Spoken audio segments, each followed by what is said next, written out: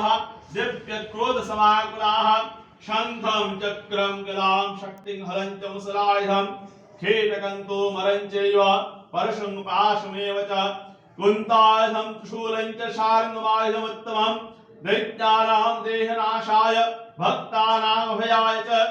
धारयन्तायुधानित्यं देवानां च हिताय वै नमस्तेस्तु महारुद्रे महाघोर पराक्रमे महाबले महोत्साहे महाभय विनाशिने त्राहि मां देवी दुष्प्रेक्षे शत्रूणां भयवर्धिनि प्राच्यां रक्षतु मामिन्द्रि आग्निज्यामग्नि देवता दक्षिणेव वाराहि नैऋत्यां खड्गधारिणि प्रतीच्यां वारुणि रक्षत वाहिव्यां मृगवाहिनि